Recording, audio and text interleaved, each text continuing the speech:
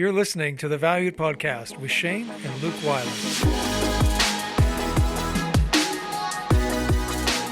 Are you happy?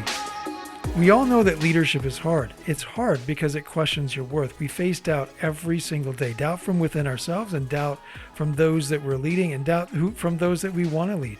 But the question that Luke and I want to ask today is, are you happy? And does being happy, how does that fit into being a valued leader and being the valued leader that others need you to be? And one of the key things that Luke has taught me over the years is the consequences of pursuing happiness in relation to being valued as a leader. So I want to share that with you today. I want to talk to him about that so that you can gain the insight that he's taught me over the years. And so we're going to dig into what is the pursuit of happiness and where does that actually lead in relation to being valued as a leader. So here's our conversation on the pursuit of happiness. Hey, welcome to the show today. Luke and I are in the studio, and today we are going to be talking, as I said already, about something that Luke has shared with me, since we've been talking about this for a very, very long time. Since you were 7, I think. Yeah. And I have to honestly say, Luke, it was an amazing day when, I don't know how it happened. I don't even remember how the conversation came up, but it's just, you said something along the lines of happiness and joy are not the same thing, Dad. And I was like, what are you talking about? Of course they are. Yeah. I remember that. And it was, I didn't really know what I was talking about at the time, which kind of makes it funnier. But over the years, I've kind of been picking it apart more, diving deeper into it. And I've come across some key wisdom and knowledge on the subject. And it relates quite clearly to being valued, considering many people pursue happiness nowadays. And that can be one of the biggest traps that people fall into when they try to apply all these things to their lives and try to lead from a place of being valued. So the pursuit of happiness is the road to being devalued. That's a rather bold statement. However, even though many people use the terms happiness and joy interchangeably, they have no idea the profound difference between them. And I'll start with a basic separation of the two. Happiness is a basic human emotion. There's different human emotions, and happiness is one of them. Joy is a gift that you receive, and it's almost a way of living. And so in that, happiness is fleeting, whereas joy is everlasting. Yeah, I remember the first time we talked about that, because that's what you said when you were like 7, maybe even 6. I can't quite remember, but you were really small. And I remember you saying, Dad, happiness is fleeting. Joy is everlasting. And I'm like, what did you just say? Yeah. Like, you have to explain that to me. And you actually did at 7. You explained to me how happiness, it comes and goes. It's fleeting. Mm-hmm. And you said, but joy, when you have joy, it's there for you forever. Mm-hmm. Yeah, and that's because happiness is the result of something that's happened to you, whereas joy it's the reward that you receive when you're pursuing what you're supposed to be doing. And so in that, you can only find true joy when you're pursuing what you're supposed to be doing. And what we're supposed to be doing is meeting the need that other people have. And that's why we're valued, is for the needs that we meet in other people's lives. And so happiness leads us to being devalued simply because we're distracted over here by all the good things that make us happy, when in fact, we should be looking over here at pursuing what we're supposed to be doing and meeting the need that other people have. Because at the end of the day, nobody's going to value us for chasing after the things that make us happy. They're going to value you for meeting the need that they have in their life. So it sounds to me like you, and we've chatted about this over the years, but it sounds to me like you're saying happiness is focused on yourself, where joy is focused on yourself, but more importantly, those outside of you. Yeah, it's you and those you lead, not just yourself. The reason why happiness is selfish is because it only affects you, really. I mean, there's people around you that could be affected by your happiness, but they're not going to be affected by it any more than they would any other emotion that you have. One of the other things that you've taught me about the difference between happiness and joy, which I think fits in here really, really well, is that happiness almost becomes addictive. Like you want to do things over and over and over again to have that hit of happiness. Yeah. Where joy is not addictive at all. It's actually contagious, which are two very different things. Yeah, well, because when you're when you're chasing after happiness, you're going to be doing things that you know you're not supposed to be doing and other people know that you're not supposed to be doing. Whereas when you're pursuing joy, you're not pursuing it just for the joy. You're pursuing it because it's what you're supposed to be doing. You're pursuing it so that you can fulfill the need in other people's lives. And as a result of that, you get the gift, the reward of joy. But when it comes to happiness, if you're just doing things over and over and over again to get that happiness, you're going to lose value on every level. So one of the key things that we want to break down for you today are 3 key things. 1, how to separate happiness and joy. 2, how to stop pursuing happiness. And 3, how to start pursuing joy. So let's jump in here, Luke, to how do you separate happiness from joy? The first thing you need to do when you're separating the two is you need to define the two so that you have a good knowledge and you can recognize them. And so basically, as we've said before, happiness is an emotion and it's something that you feel for a short period of time, whereas joy it's a gift, it's a state of living. And so when you buy a new car, for example, for those first 5 minutes of driving that car, you get the emotion of happiness, right? But after that car gets 10 years old, the happiness is gone. There's no more of that emotion because it's just a car. But when it comes to having joy, if you see somebody walking down the street that carries the need that you meet and you go over and you actually meet the need that they have, that joy is not going to fade after 10 years. It's going to keep coming back. So the reason why joy is contagious is because you're going around and you're actively meeting the need that other people have and you're spreading that to people. And every time you spread it, you feel it deeper yourself. And because when you meet the need that somebody else has, they do get that real sense of joy. And so the more you spread that joy, the more you can actually feel it in yourself. Whereas when you're addicted to happiness and you're doing things just to get that emotion, it helps nobody else. And it's coming back void because it's not benefiting anything. So the thing is, feeling happiness is not bad.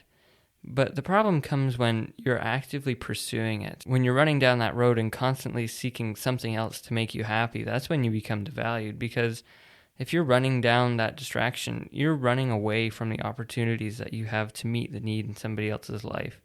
And every time you turn away from that need, you're being devalued and somebody else is not getting the help that they need. And so, while happiness is not bad, it's important to make sure that you're not turning to it instead of your opportunities.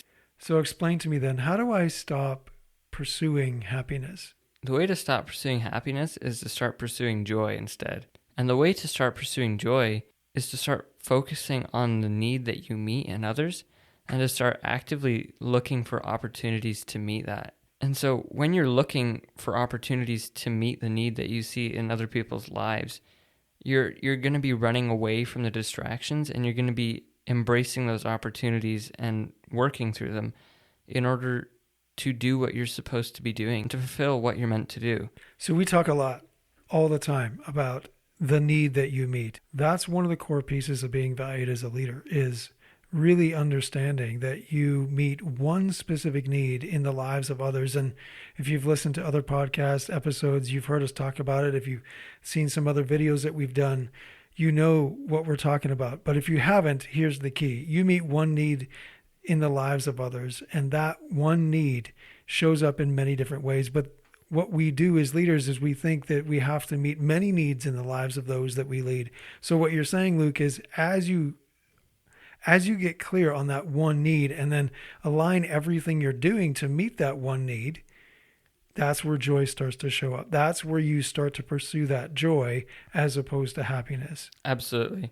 Well, one of the key things that happens in that, just like you've been saying already, is that as you step out to fulfill your purpose and answer that need in the lives of others, you fill with joy. It's a joyful thing. Mm-hmm. You're in the zone. It's full of joy, and which is contagious to others. Others want to be a part of that joy. They want that joy for themselves as well. Yeah, and they're going to value you because they're going to see that you're doing what you're supposed to be doing, and because you're actually helping them meet the need that they have. So let's talk about the third and last part of this 3-part plan, and that is starting a pursuit of joy And in order to start pursuing joy instead of happiness, you need to meet the need that other people have where you're given the opportunity. So that requires watching and waiting until you're given the opportunity by others to help meet the need. And the way to do that is just by watching and looking and seeing if there's anybody around you who you can help meet that need in. So an opportunity in this context is everywhere that you're both needed and wanted. So there's places where you're needed,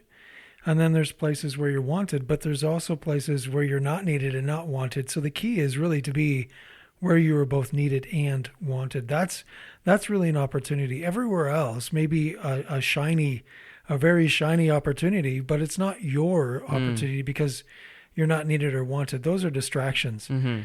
And you're going to be devalued in those places because once you get there, you're not going to be able to meet the need that you're supposed to meet. So instead, you're going to be walking down the road of happiness and distractions, and you're going to be devalued even more so. So one of the things that I've learned out of watching you over the years and talking with you over the years, Luke, has been this really profound point that has actually shifted a lot of this for me in my everyday life. The paradigm shift that happened in me was this, that I realized how much patience it actually takes to live everyday life, because when I wasn't patient, I would just seek out happiness. Mm-hmm. But every time I was just patient enough to let that opportunity come, as you said, then joy became available to me in ways that I had never even imagined or dreamed of before. Yeah, absolutely. And it takes a lot of patience and it takes a lot of determination to pursue joy because you're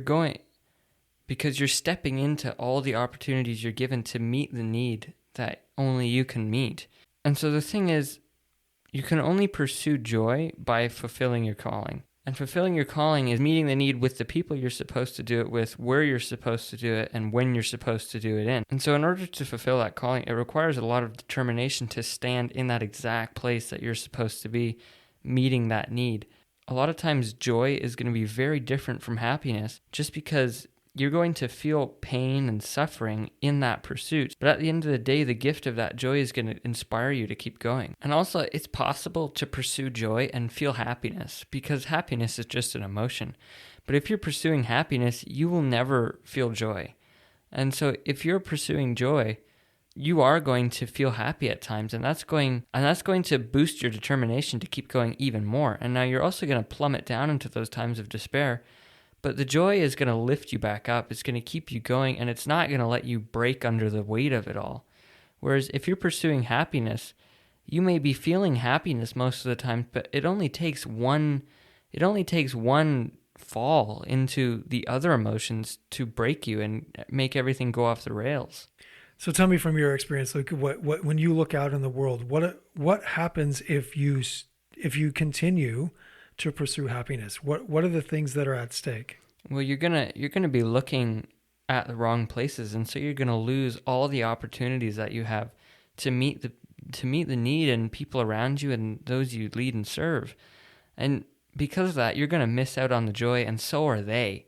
It's not just you that's gonna be missing out on the joy, but everybody you encounter, everybody you lead, they're all going to have that need, and if you don't meet it, they're all going to miss out on that joy, and they're going to devalue you because you didn't help them in the way that you were supposed to help them. And so because of that, you're going to be seen as selfish, and other people are not going to trust you to be the leader that you need to be. So on the flip side then, what have you witnessed when a leader is able to stop pursuing happiness and start pursuing joy? What is the reality? What do they live in? You're going to have opportunities to help meet the need in the lives of others. And when you meet that need, they're going to value you, and they're going to follow you and trust you as the leader that you need to be. And because of that, you're going to be able to spread the joy to everybody else. So here's what we're calling you to do today. Stop pursuing happiness. Start pursuing joy. So look for the areas in your life, in your work, in your leadership, at home, in your workplace, in your communities, everywhere you're stepping out to lead. Take a look. Where are you pursuing happiness? Where are you pursuing joy? So is happiness robbing you of joy? Because if it is, you're being devalued everywhere you go. You're pursuing something that doesn't matter and that comes back void over something that has everlasting value. Every time you step out into those distractions that bring back an emotion that have no meaning, you and everybody else around you are missing out on the joy that you're meant to have. You're missing out on the blessing that comes with standing where you're supposed to stand and doing what you're supposed to do.